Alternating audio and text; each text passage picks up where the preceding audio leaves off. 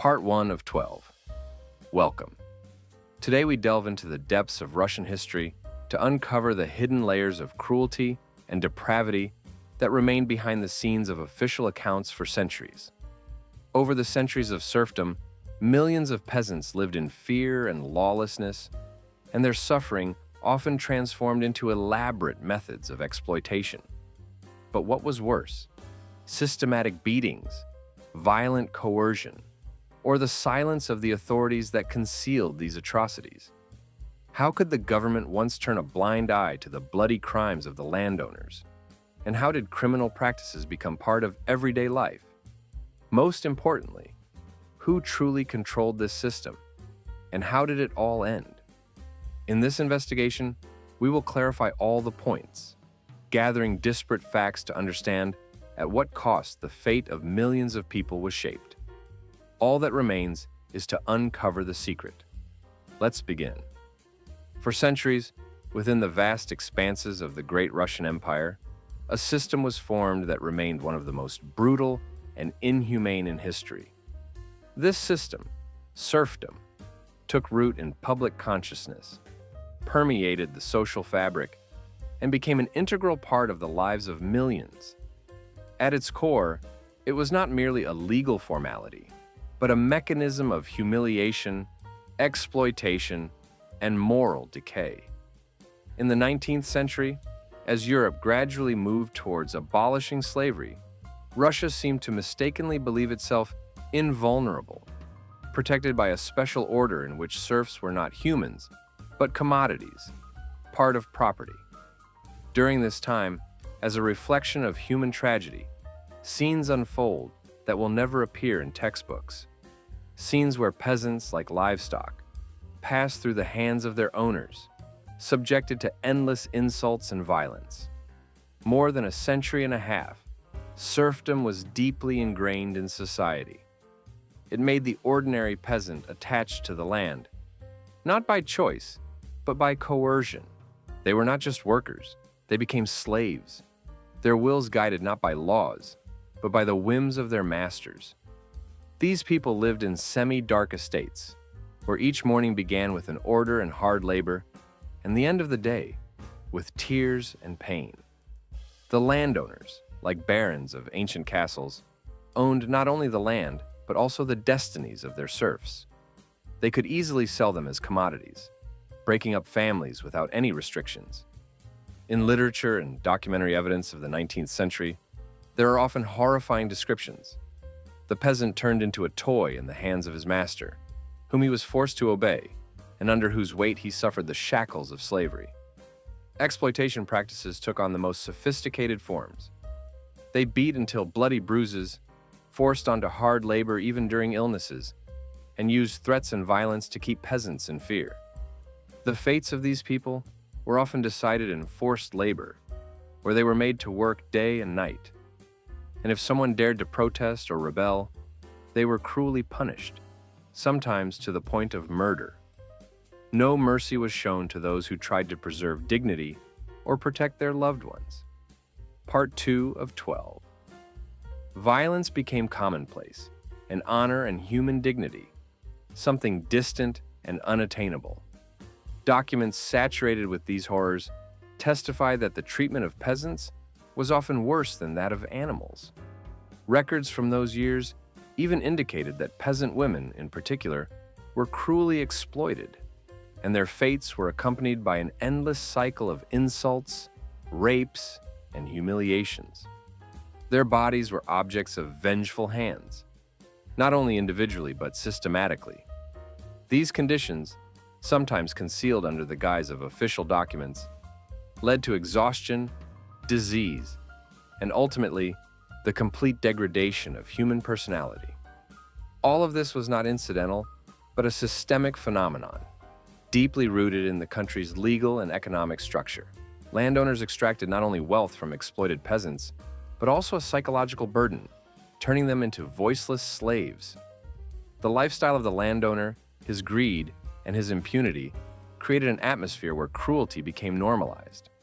Power and social inequality formed a vicious circle in which each layer of the system supported and intensified the suffering of the most vulnerable. In the 20th century, with the rise of revolutionary ideas and widespread liberation movements, Russia saw a clear blow to the system. Tsar Alexander II's decree on the emancipation of the serfs. But even after the abolition of serfdom, the shadow of the brutal past continued to haunt the new citizens. Literature, art, and folk memory captured these horrors, becoming testimonies not only of rejection of outdated orders, but also of an unbearable internal tragedy of the people. What then was the true depth of this cruelty? Were peasant farms exceptions, isolated cases of abuse, or was systemic degradation, born from institutionalization, the universal norm? Sometimes it seemed that human life in the landowner's hands was valued less than livestock.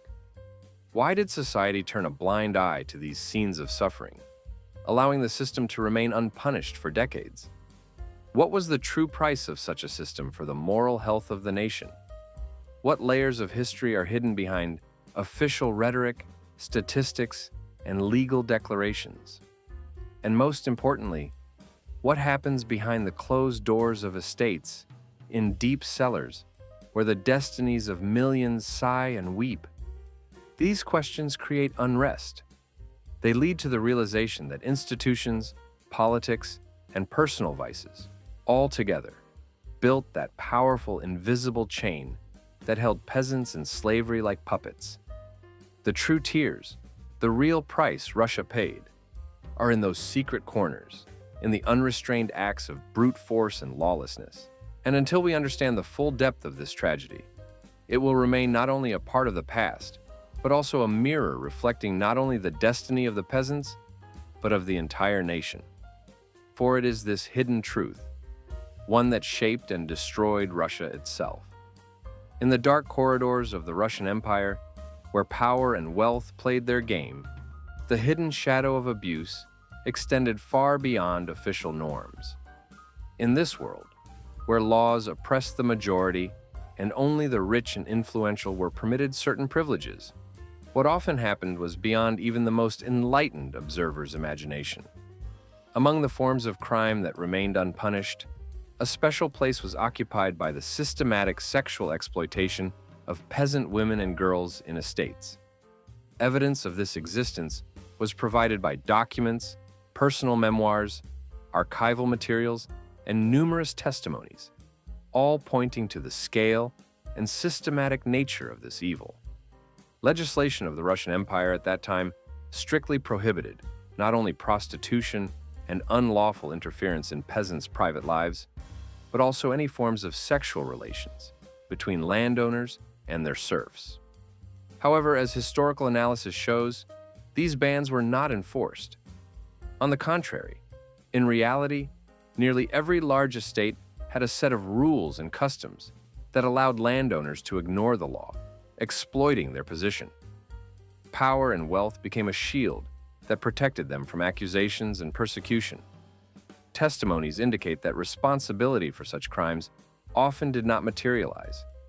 No matter who suspected or knew, everything was at stake: immunity, authority, prestige.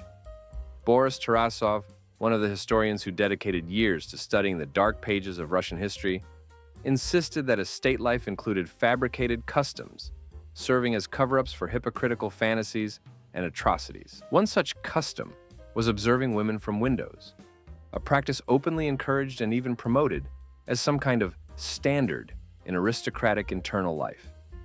Imagine in lavish halls decorated with mirrors and precious fabrics, landowners and their guests spending hours watching young women selected for pleasures within their own homes or in specially prepared grounds. The scene was like a shot from a theater of hypocrisy, where hidden mockery and a thirst for power intertwined with a true wolfish spirit of depravity. There were also more sinister practices, parasitizing on the vulnerability of peasant women. Archival sources mention so-called removals, girls kept in specially designated rooms or houses, effectively turning them into commodities meant solely for the entertainment and pleasure of landowners. These women, deprived of freedom, unable to defend themselves, even lacking minimal safety guarantees, became playthings, who could at any moment fall victim to abuse. Such phenomena were not accidental deviations, but rather systemic institutions within the serfdom world.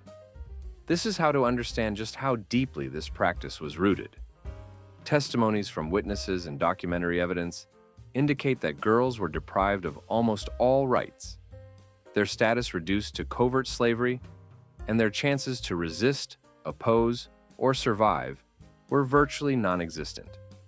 What does the analysis of historians say? It confirms that such practices were widespread. They were not isolated incidents, but part of a system embedded within the structure of estate management. Every family, every manor, every estate had its own rules and customs. Intrusions into the personal lives of peasants are documented through numerous testimonies, demonstrating that girls in such conditions were often subjected to complete discrimination and humanitarian destruction. Many of them lost not only their personal freedom, but also their last hope for protection, becoming unwitting victims pushed to the brink of oblivion and suffering. Ultimately, these facts clearly show that the scale of this system was so vast that it was difficult to speak of coincidence or individual vices of certain landowners.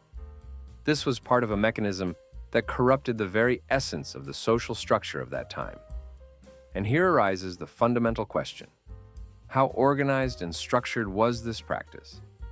How widespread and systemic was the sexual exploitation of peasant women in estates? The analysis shows that it was not based on individual weakness or moral decay, but on a coherent scheme designed to maintain power and privileges. This system operated on coercive levels, guided by deliberate instructions and internal normalization. Photographs, letters, archival records, all these indisputable pieces of evidence testify that in this extensive network of abuses, not just a few individuals, but entire institutions and layers of society were involved. The roots of this evil go deep into the system of serfdom, into the repository of its rules, traditions, and unspoken agreements. It is not only history that speaks about this, its testimonies are conclusive. They reveal that at the heart of the system, which was supposed to embody strength and order, there was a hidden mechanism of degradation and the disintegration of moral foundations. In this shadow, in this abyss, only fear, humiliation, and silence remained alive for those caught in the ruins of this society-manufactured hell. And the more we learn, the clearer it becomes. If the system contains personal extremes, they are not mere errors or exceptions. They are a mirror of how deeply the entire system was corrupted and permeated with evil. Therefore, returning to the core, we must ask, to what extent do these personal atrocities and their blatant demonstration reflect the level of social and moral degradation of society as a whole? Can they be regarded as isolated instances, or are they clear evidence of systemic disease and the destruction of civilizational values? And most importantly, what lessons should the recognition of these dark pages in history teach us for the future? Such a crime is not only a violation of the law, but also proof that the system is based not on human justice, but on fear, hypocrisy, and profound moral degradation. How else can we understand the terrible evidence that still remains hidden and indelible? Immersed in these grim facts, we realize that within them lies the entire depth and tragedy of the system, which, hiding behind 8 locks of moral refusal, gave rise to such extremes. It is here, in this shadow, that the truth about that era is concealed. The era when human dignity was absent and power was the only law. And all of this is no accident. That system is a vivid and horrifying mirror of how much destruction can be wrought by the desire to dominate, ignore moral norms, and flout laws, when behind the high walls of estates, even the shadows of human compassion disappear. In the dark corners of Russian history, where power and wealth intertwined with soullessness and cruelty, the voices of those who fell victim to this inhumane order rarely reach the ears of outsiders. But if we lift the veil of secrecy, if we listen to the testimonies left in the shadows of time, we will see a picture filled with painful details and unspeakable horrors. Stories about estates where landowners turned peasant girls into their own slaves, where depravity and brutality became almost normal, reveal dark pages hidden from the eyes of ordinary people. Today, we will try to peer into these abysses of the human soul to understand how vast this system of senseless violence was and who bore responsibility for it, or conversely, who avoided it. The first example that requires special attention is the figure of Fyodor Koshkarov, an estate owner who, in essence, was a true monster in human guise. This man did not hide his lascivious tendencies. On his estate, located far from cities, there was an unusual but terrible tradition: the visit to the bathhouse, which turned into an arena for his perverted whims. In that room, filled with the heaviness of preheated steam, 15 to 20 girls entered, their tears and expressions of despair merely serving as a background for his pleasures. He demanded complete submission from them.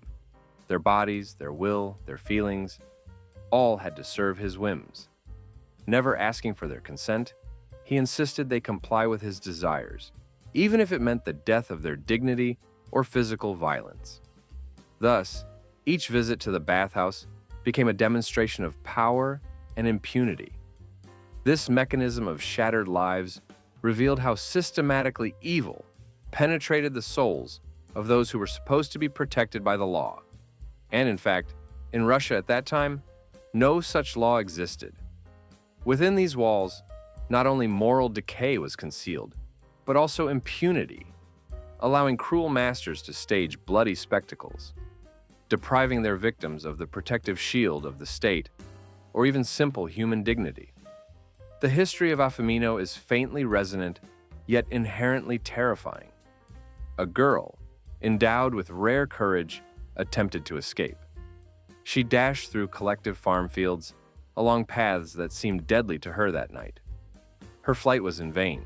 She was soon captured, and what followed shocked everyone who learned of the details. In despair and hope for salvation, she tried to break free from the chains of bondage, but was met with ruthless cruelty. Her eyes had been gouged out, as a reminder of how delicately these masters treat human dignity. Her neck, adorned with a relentless metal collar, became a symbol of the complete destruction of her freedom. Inside this collar, within its iron spokes, lay fragments of human indifference. The tight cord pressed around her neck hindered her breathing, reminding her that in this system, people often became mere things, objects of the desires of the wealthy, deprived of a voice and the right to choose. It was impossible not to notice how human dignity is pushed to the brink when terrifying punishments become commonplace, and even investigators refuse to expect protection from justice. At this time, we are introduced to another sinister character, Alexei Nikolaevich Wolf and his dark story. His tales revive the shadowy corners of Tsarist Russia, where estates turned into small kingdoms of slavery. His uncle, Ivan Andreevich Wolf, wielded unprecedented power over his peasant women. They were used as objects without rights or protection. Their conditions resembled those of hostages: low wages, constant coercion to heavy labor, complete disregard for even minimal human rights. During these years, the country was burdened by political instability, civil unrest, and ossified class structures. In this darkness, when society was just beginning to wake from its slumber, such stories of slavery and cruelty were not exceptions. They were the norm. Estates ruled by such individuals fostered an atmosphere of fear and submission, leaving traces in stone walls and in the psyches of those caught in this regime.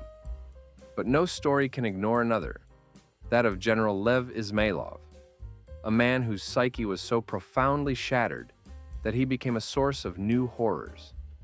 Izmailov, deeply traumatized and haunted by his inner chaos, arranged his own harem of girls as young as 10 to 12, so that even the most brutal imaginations could not conceal the full extent of human depravity.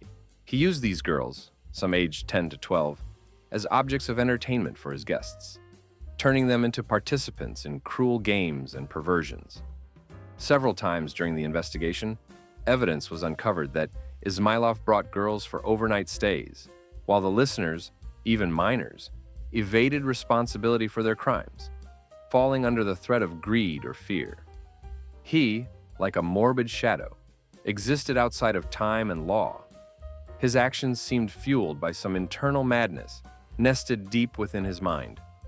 This man, adorned in military uniform, became a symbol of how evil can hide behind the great names of officers and generals, masking itself under authority and prestige, but in reality, remaining a creature of its own abyss.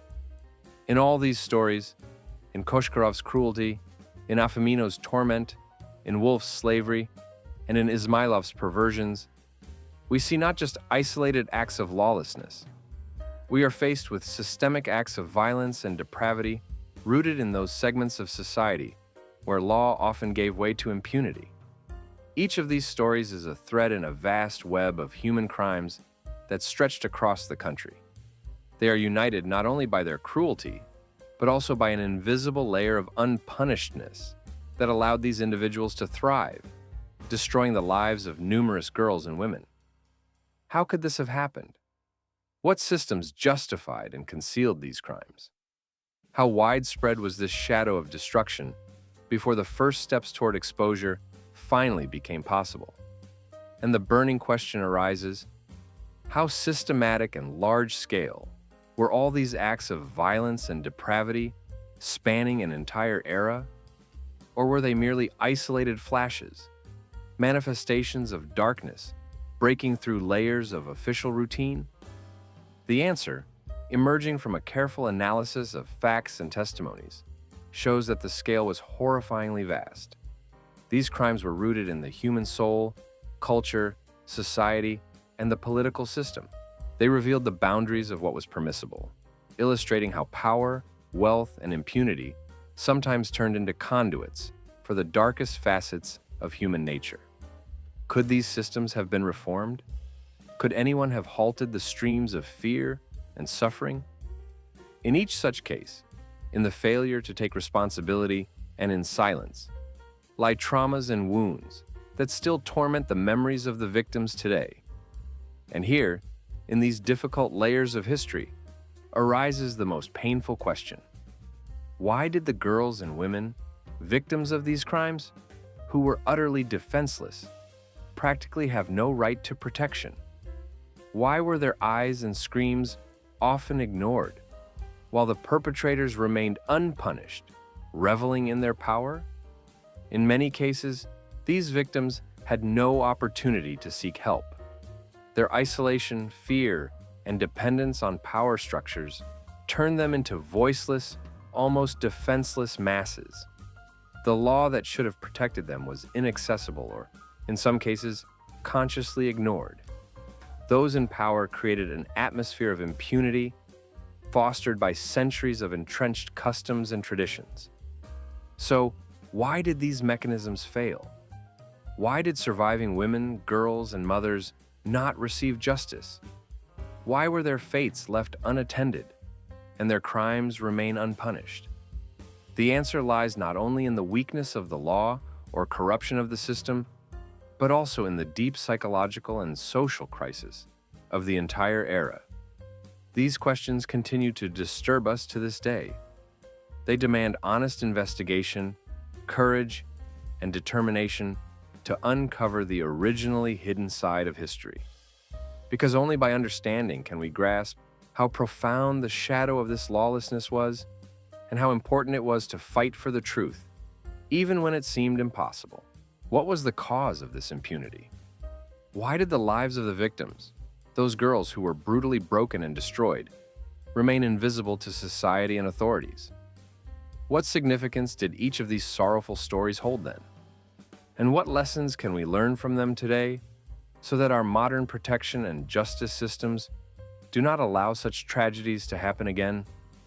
Truly, the fact, 100% verified, that systems of lawlessness and violence thrived and developed as long as society, out of fear or unwillingness to face the truth, left perpetrators unpunished.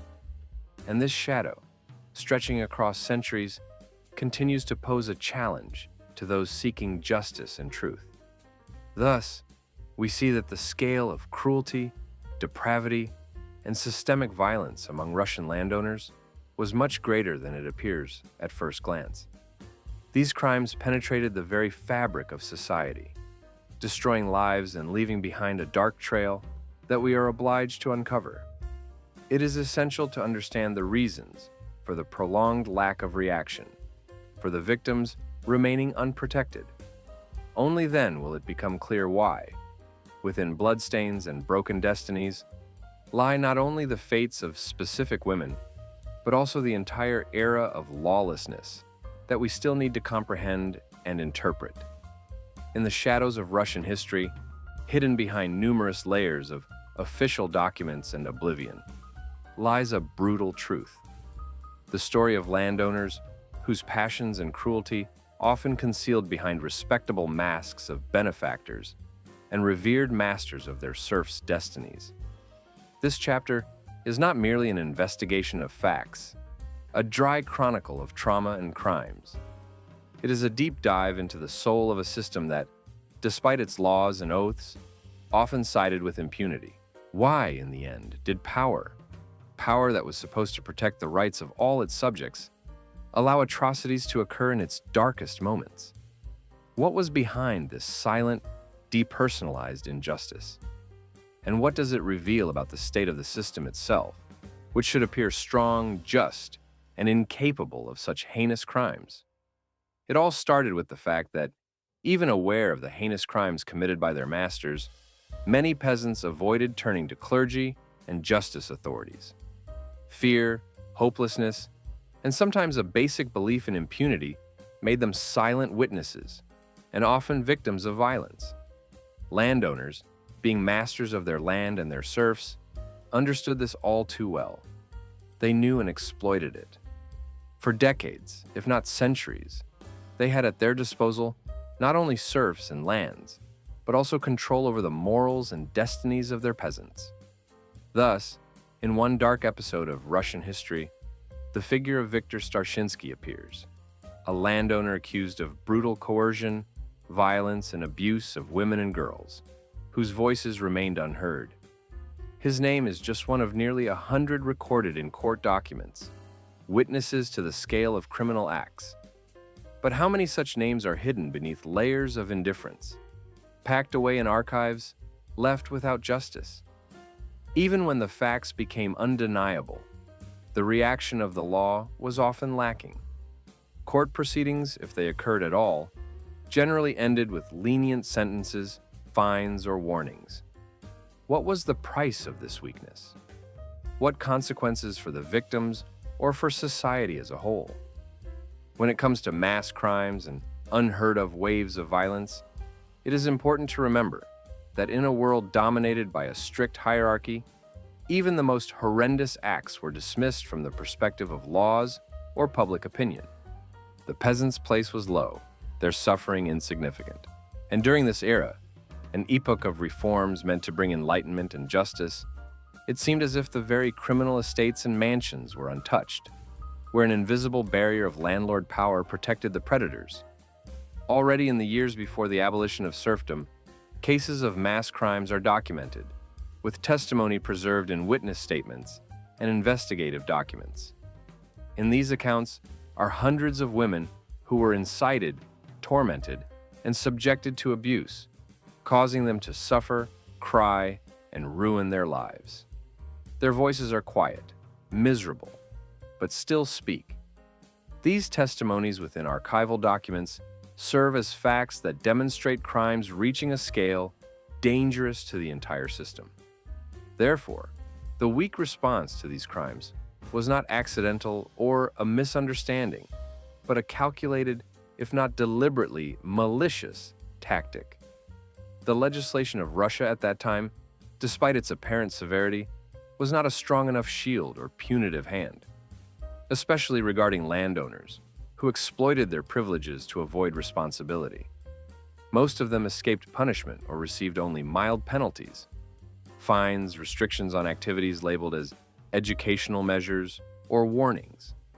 Simply put, the crimes of landowners became a kind of lesson they could easily ignore, since the state authorities showed no intention of intervening in their affairs seriously.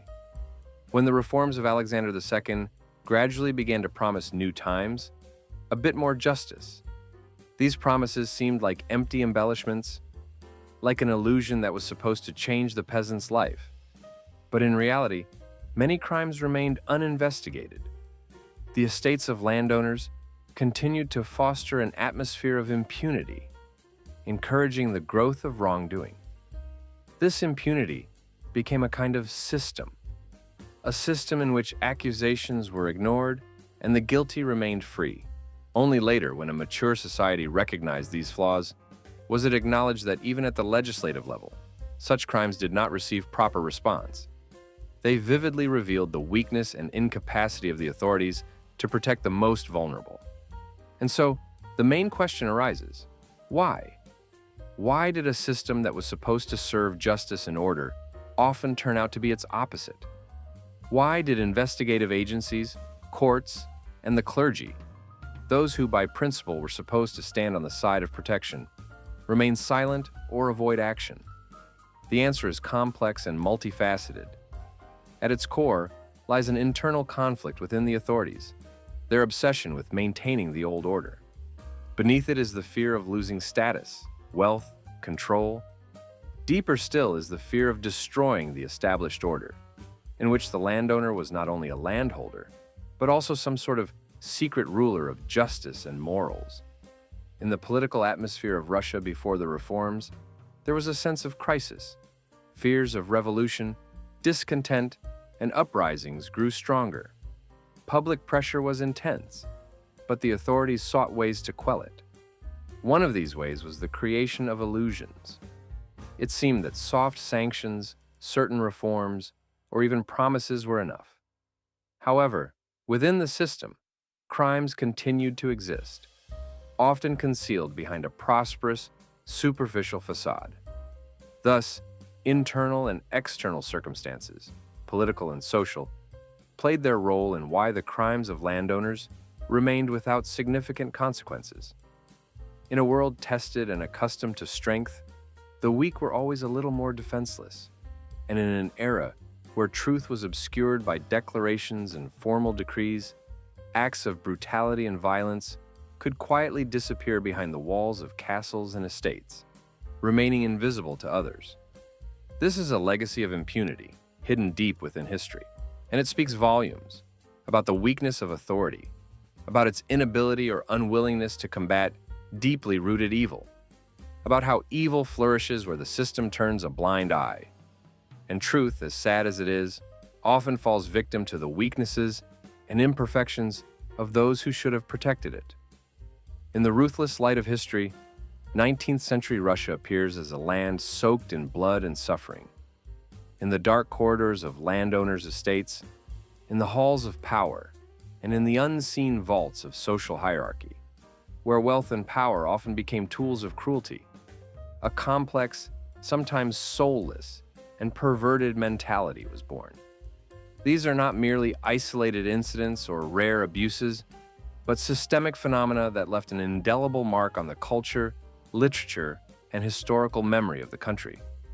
Historians and researchers, carefully studying documents, testimonies, and chronicles, confidently confirm that during a period when Russia was still struggling with the burdens of reform, masses of peasants faced cruelty, often genuine sadism, from those who knew they held the fate of millions in their hands. When talking about the system, one should imagine not only a mass of individual crimes, but an entire mechanism, a language and ruthlessly oriented institutions of power, where every act of violence, every sophisticated torture, and every act of destruction became tools for maintaining order. In this world, where laws were often written in blood, peasants' heads were adorned with faces scarred with wounds, and savage methods of enforcing fear became commonplace weapons. These methods were reflected in literary works, chronicles, and documents, places where a bleak picture of the era is vividly evident. times when cruelty and depravity became part of the dominant culture, sometimes invisible to outsiders, but tangible for those living in their shadow. It is essential to remember that Russian history has never been homogeneous. Its perspective often was shaped through the context of political battles, cultural transformations, and revolutionary upheavals, especially in the 19th century, when it seemed that an era of profound change was near and freedom lay just around the corner. After the abolition of serfdom, it appeared that the era of liberty and equality would begin erasing the traces of a bloody past. However, in reality, many ethical and psychological scars did not disappear immediately. The wounds of society remained festering in public consciousness for a long time. Even after the formal emancipation of the peasants, traces of cruelty and depravity persisted in post-war culture and thinking. In their shadow, new generations grew up, forming perceptions of authority, fear, and injustice. Strange, sometimes perverted images imbued with the spirit of repression and inner darkness. Studying documents, literary sources, and eyewitness testimonies, modern historians confidently conclude that this very era, saturated with blood and sadism, laid the foundations for a centuries-old, patriarchal, violent attitude towards women and peasants. In this system of violence, cultural stereotypes were rooted and passed down from generation to generation, creating images of power where cruelty became an integral part of management strategy. In the minds of many, the idea was ingrained that weakness signified humiliation, and strength was achieved through brutality and shamelessness. Thus, the very darkness that still reflects in modern culture, relationships, perceptions of authority, and submission was born and entrenched in collective psychology. But it is precisely here, in the heart of this historical labyrinth, that the main question arises. How deeply rooted are these psychological and cultural roots of cruelty in the image of Russia? Can this shadow of the past, with its bloody traces, serve as a lesson for the present? Can understanding the deep causes, ideologies, and mechanisms of this darkness help us create a new, humane Russia, free from a legacy soaked in violence and inhumanity? Who among us does not ask this question? Who does not try to understand what motivates us today? Since social development is an ongoing process of rethinking our history, our mistakes, and our falls in order to someday rise above the past. On this frightening but crucial edge of history, a meaningful bridge emerges leading into the present. Can the lessons of this dark chapter help shape enduring values of humanism, compassion, and justice? Awareness and analysis of the past, its tragedies, and horrific acts are not only cleansing steps, but also the foundation upon which the future is built. Embedded in this memory are warnings for those who dare to repeat or justify cruelty, hiding behind the facades of power or corporate arrogance. Only by understanding the depths of evil can we hope for creation and a bright future where cruelty becomes an exception, not the rule. After all, history, like a mirror, reflects not only the past, but also our present. Within each of us lies the legacy of candles lit in dark times. Ironically, it is precisely in understanding, accepting, and confronting this legacy that the chance for a new era lies, an era of humanity and justice. Time is not standing still. It whispers, "Do not forget the lessons of the past," for only in this way can you avoid the repetition of tragedies. And it is this very reflection that can be the key to turning the darkness that has shrouded the land for centuries into light, a light tender and persistent, as it must be in the heart of every honest and free country.